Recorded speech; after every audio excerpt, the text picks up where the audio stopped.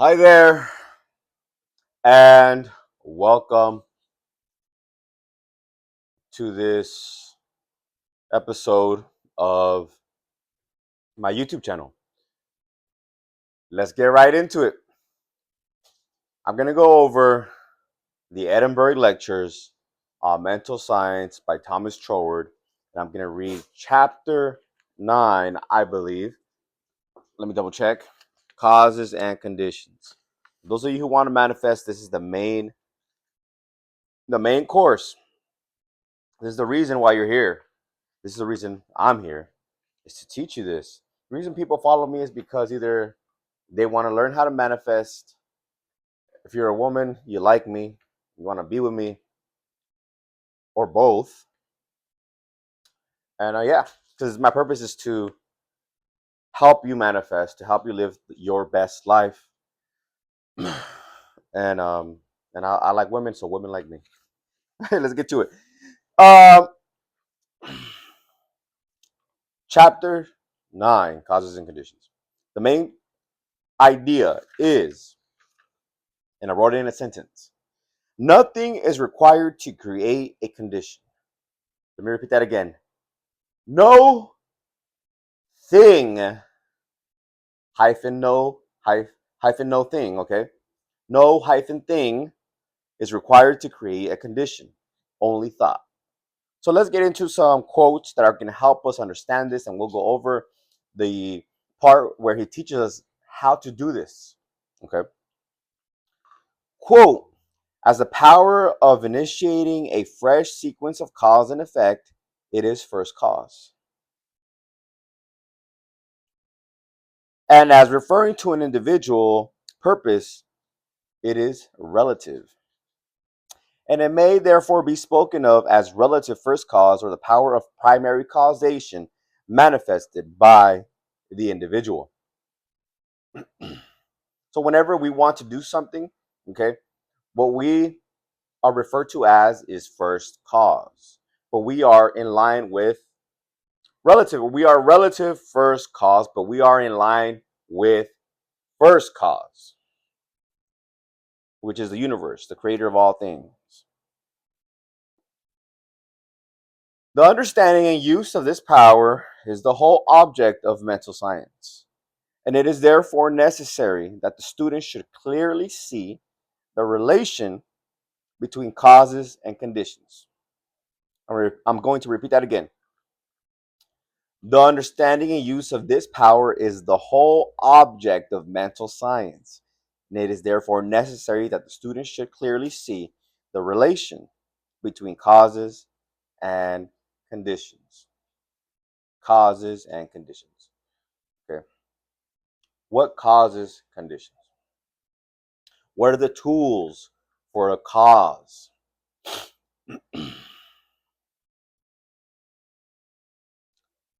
Now, here's another quote. This is going to be a long one, so stay with me. A simple illustration will go further for this purpose than any elaborate explanation. If a lighted candle is brought into a room, the room becomes illuminated. And if the candle is taken away, it becomes dark again.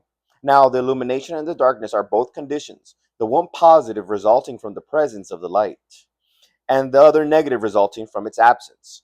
From this simple example, we therefore see that every positive condition has an exactly opposite negative condition corresponding to it, and that this correspondence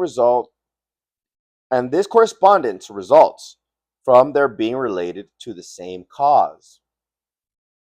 The only positive, the one positively and the other negatively.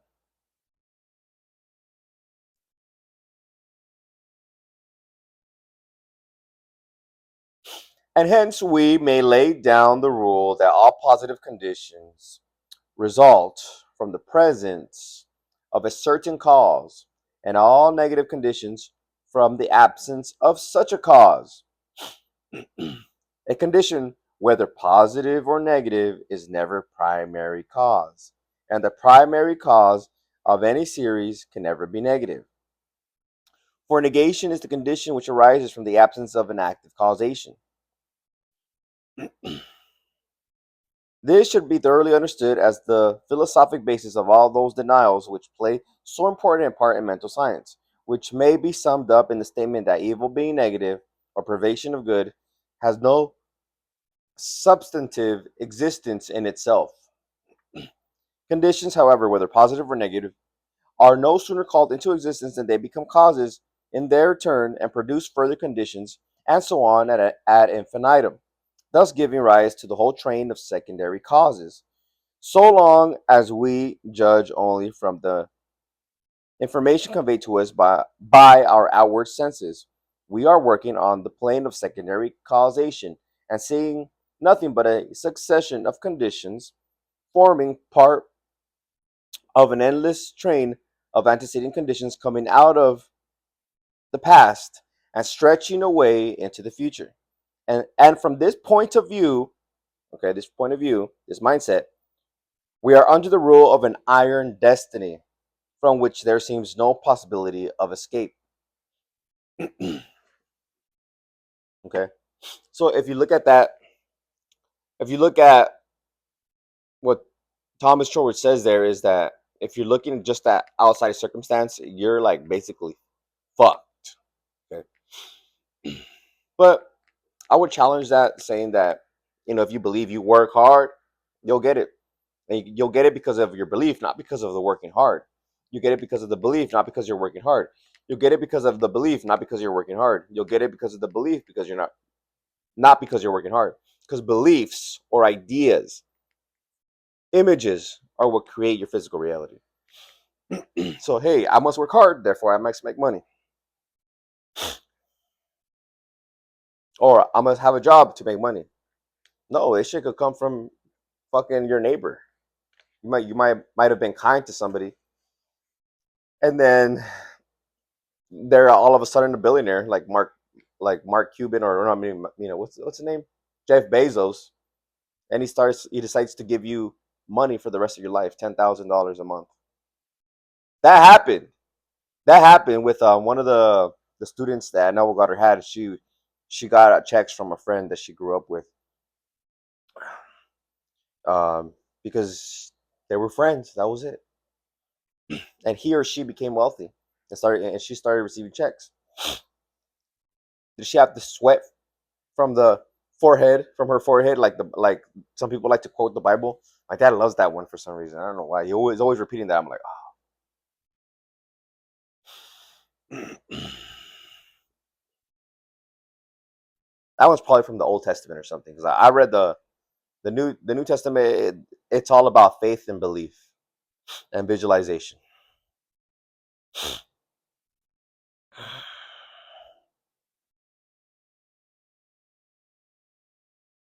So let's on continue. All right. So now we know what not to do. Now let's go on to what we need to do. All right.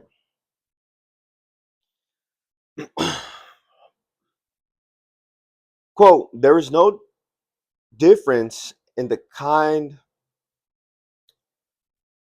Let me repeat that again. There is no difference in kind between the operation of first cause in the universal and in the particular.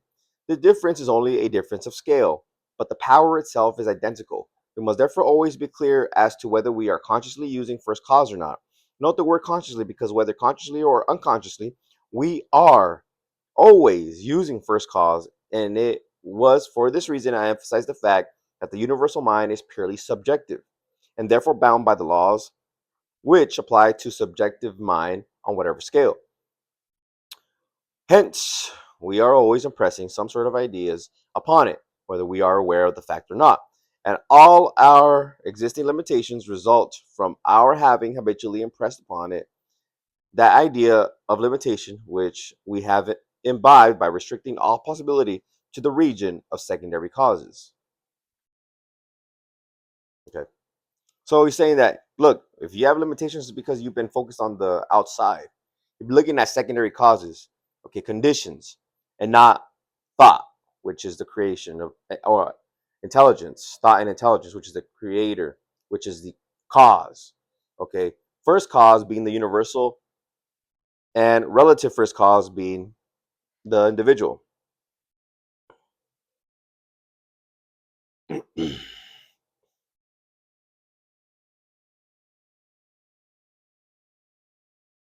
Now, let's continue.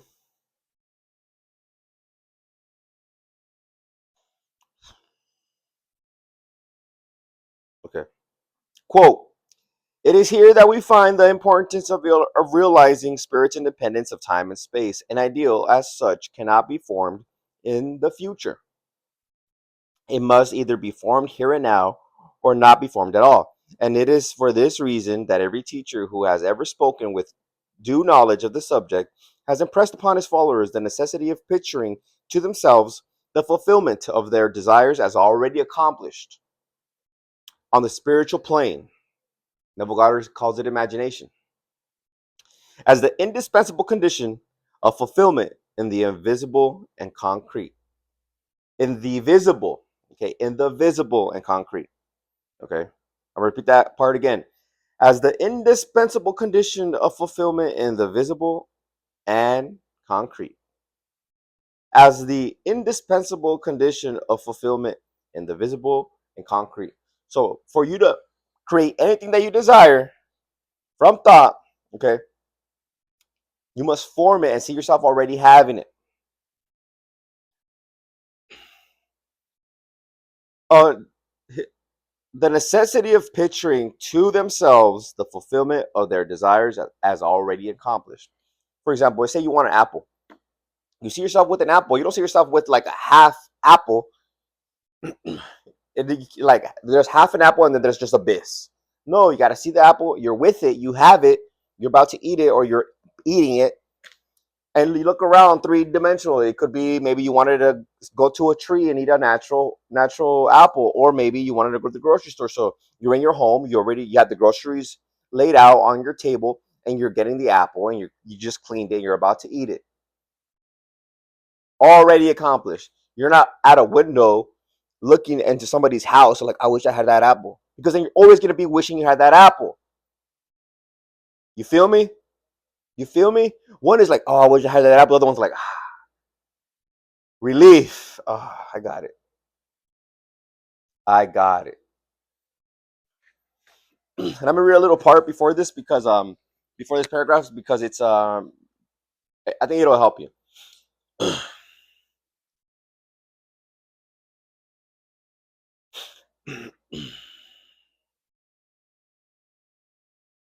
If we regard the fulfillment of our purpose as contingent upon any circumstance, past, present, or future, we are not making use of first cause. We have descended to the level of secondary causation, which is the region of doubt, fears, and limitations, all of which we are impressing upon the universal subjective mind, with the inevitable result that it will build up corresponding external conditions.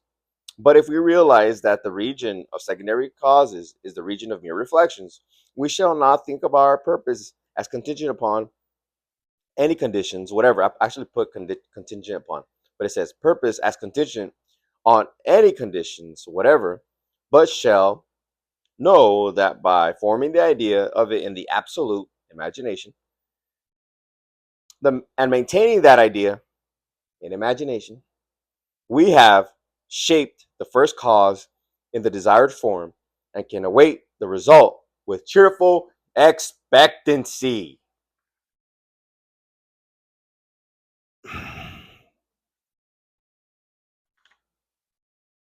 And I'm gonna wrap it up with what we need to do. Okay, so I'm gonna read this. It's the last part of the chapter, and he tells us how to manifest. Quote: to get good results, we must properly understand our relation to the great and personal power we are using. It is intelligent, and we are intelligent, and the two intelligences must cooperate. We must not fly in the face of the law by expecting it to do for us what it can only do through us. And we must therefore use our intelligence with the knowledge that it is acting as an instrument of a greater intelligence. And because we have this knowledge, we may and should cease from all anxiety as to the final result. In actual practice, we must first form the ideal conception of our object with the definite intention of impressing it upon the universal mind. It is this intention which takes such thought out of the region of mere casual fancies, and then affirm that our knowledge of the law is sufficient reason for a calm expectation of a corresponding result, and that therefore all necessary conditions will come to us in due order. We can then turn to the affairs of our daily life with the calm assurance that the initial conditions are either there already or will soon come into view. If we do not at once see them, let us rest content with the knowledge that the spiritual prototype is already in existence and wait till some circumstance pointing in the desired direction begins to show itself. It may be a very small circumstance, but it is a direction and not the magnitude which is to be taken into consideration. As soon as we see it, we should regard it as the first sprouting of the seed we have sown in the absolute, and do calmly and without excitement whatever the circumstance may seem to require. And then later on, we shall see that this doing will in turn lead to further circumstances in the same direction until we find ourselves conducted step by step to the accomplishment of our object. In this way, the understanding of the great principle of the law of supply will, by repeated experiences, deliver us more and more completely out of the region of anxious thought and toilsome labor, and bring us into a new world where the useful employment of all our powers, whether mental or physical, will only be an unfolding of our individuality upon the lines of its own nature, and therefore a perpetual source of health and happiness, a sufficient inducement, surely, to the careful study of the laws governing the relation between the individual and the universal mind. Okay.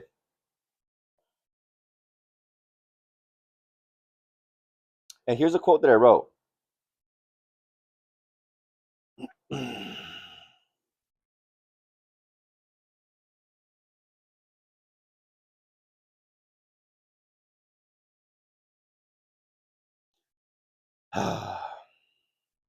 Heaven on earth. This is my note. When you flip creation from secondary causes, when you instead, you know, not you deny creation comes from physical things, from physicality, you get no lack, no limitation. You get unlimited resources and power. You can create anything. You create heaven on earth. That's what I want for you. That's what I've learned and obtained. Okay. And it's all a mindset. I can just drink a cup of coffee. I remember I heard somebody say this before.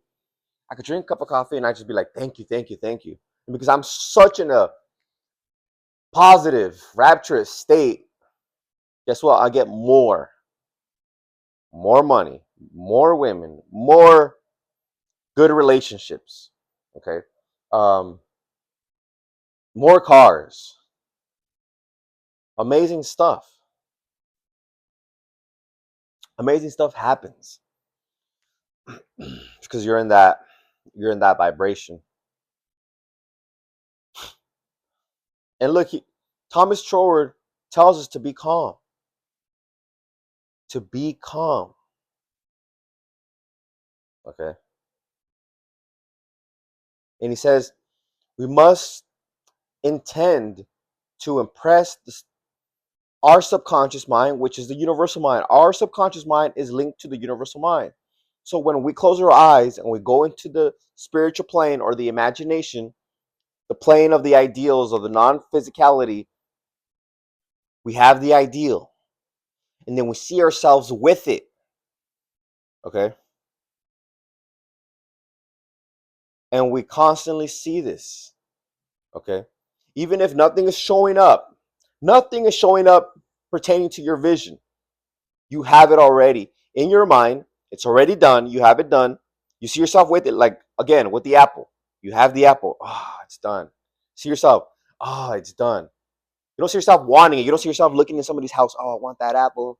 Because look at it's a different vibe. You feel me? You feel me? This is all about feeling. It's all about feeling. The visualization, the affirmation, the affirmations, those are conduits. You can just tell yourself, you don't have to close your eyes, you can just say right now, I'm rich. And if you believed it and you didn't need repetition and you didn't need, getting into the vibe because you don't have all these limiting beliefs that even Thomas Trower talks about. If you have any limits, any beliefs that are about limitation, it's because you've imbibed, you repeatedly taken in these ideas of limitation. And how many people understand this stuff? Okay. Or else our world would be very, very different. Um, okay. Know that it's already there, and then you'll start seeing it. You start seeing the first sprouting of your idea that you've put in the absolute or the imaginational realm. And because you've committed seriously to impress your subconscious mind and impress the universal mind, you will achieve it. You don't need nothing else. Nothing else is required. Nothing is required. No thing is required. Let's go over some ways you can visualize. You can get on a nice chair, a little comfy chair or couch in your car. Take a few deep breaths, relax your system, your nervous system, okay? And then you can begin to visualize. I like to do this recently. What I've been doing is I say, when I count to 0, I will be in the perfect state to manifest. And so I take 4 breaths in, 6 out. But when I reset my nervous system, I do 4 seconds in, hold 6 seconds, and let out 6 or more. The hold and the let out, it's 6 or more. Okay, so that's for the reset. And then I get into breathing 4 seconds and 6 seconds out. 4, then I go 3. After one set of in and out, it's 3. Then in, out, 2, in, out, 1, in, out, 0. Something amazing happens, like because I commanded my body and I commanded myself with that intention. My body relaxes, like okay, my legs relax, certain parts need to move. I do certain things just to get into that perfect state to manifest. Okay, so that's what I do, and then I see myself already having what I want. Not wanting it, I have it. So don't see yourself like looking through a mirror somewhere, like there's a barricade here, some type of barricade. It could be like an application or something. You're waiting for the application to be approved. No, it's like you have whatever it is you want already. It's yours. You're eating it. You're doing it. Whatever it is. You want to be an actor. You see yourself doing the acting for a movie. Or maybe if you want to you really want to complete this movie. Okay, so it's not about acting. It's a specific movie. See yourself at the premiere of the movie. You don't see yourself at the fucking at your agents like, hey, can I get into this? Can I get into this? Talking to your agent. See how I changed my body? You're like, no, okay. See yourself with it and create a scene and just repeat that scene over and over again. It could be a couple seconds. It could be a handshake. If you wanted a promotion, you want to see your hand shake the other person's hand, your spiritual hand or non-physical hand shaking the other person's hand in the non-physical realm. Look 360.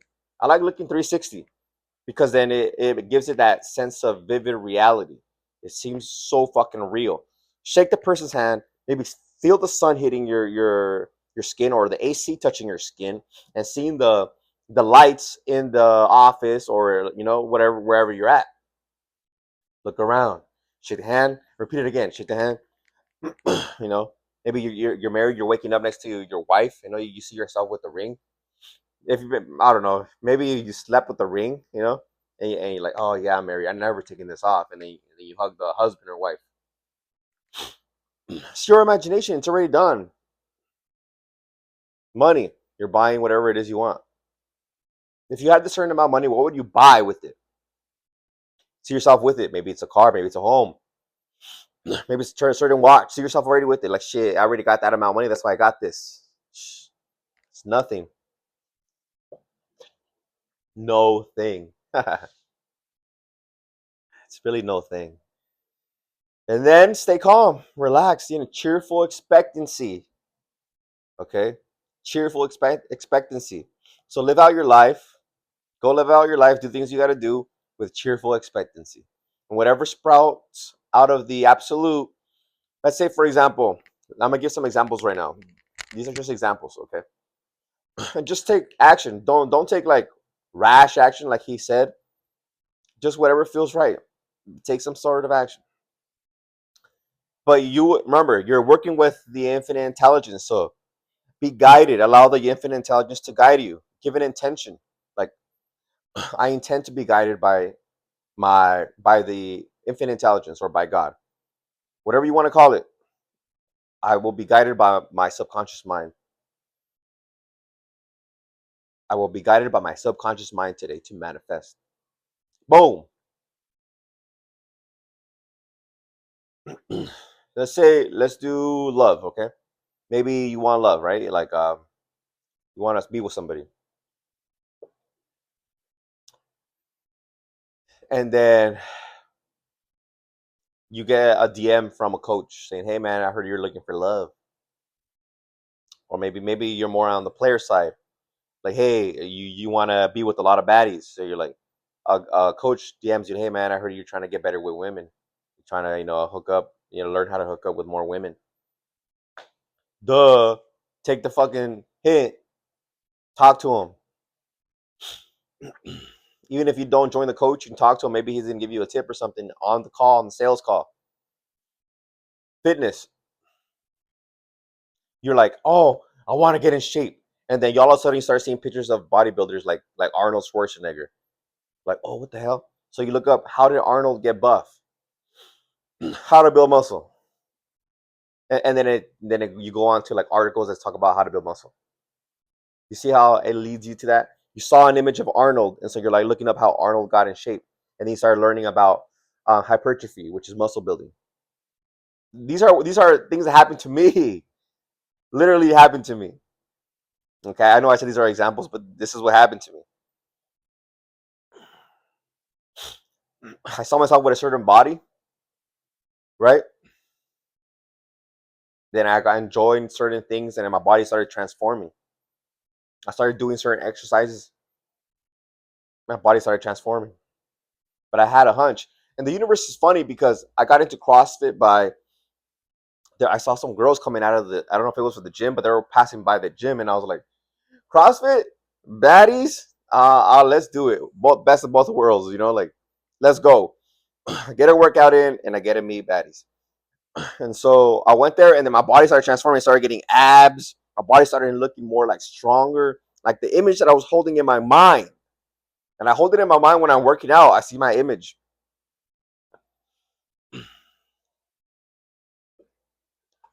Money. Okay. I was telling myself, because I knew money was coming from a certain way, a certain avenue, and it wasn't even for my case. I have a car insurance case right now, and I was like, how do I feel now that I received my check? I received a check from my attorney, right? And I said his name. His name is Hez, and he ends up sending me a text message. I'm like, oh shoot, I remember. I'm like, oh yeah, I had done this ask formation, and he's like, hey man, I want you to come over to my office. I'm like, all right, cool, I'll go. I went over there, and then, hey man, you've been sending me a lot of clients, so I'm gonna give you a check. I was like, all right, cool. 25 bands, 25 cages. Well, it feels like it's like this because you're just saying it, and then all of a sudden, just like bang, you got 25 grand in your bank account on top of whatever you had. So, and it's from that affirmation. An affirmation is a question you pose to yourself with the desire you already have, that with a desire that you want, but stating it in a way that states that you already have it. For example, I said, how do I feel now that my attorney gave me a fat check? Okay. It already happened. How do I feel now that he gave me this fat check? And then for my challenger, there's many times I would do this all the time. Like I would be at home, I'll be like, how do I feel now that my beautiful black Dodge Challenger is parked in my carport right now? How do I feel? So I'm saying that I have it and that it's parked, even though in physical reality it's not. But mentally, which is the non-physical plane, and emotionally, which is where what the universe responds to, I had it already. This is what Thomas Short tells you. Stay calm, stay joyful, because if you're anxious, fearful, angry, that's not at the level of where your desire is at, because your desire brings you joy. That's why you want it. And you can have it like this. Thought and feeling. Okay. So I'm gonna wrap it up. I hope you like this review of the Edinburgh lectures. And yeah, follow, smash the subscribe button, smash the like, comment below. And if you want me to help you, I do have a coaching program, a 3-pillar program. I'm gonna help you. What do you want? I'm gonna help you see it, and then I'm help you receive it, which is part of the universal, right? The universe is gonna bring it to you, but you gotta allow it. So I'm gonna teach you how to stay in a high vibration throughout your days. Hope you like this one. Peace.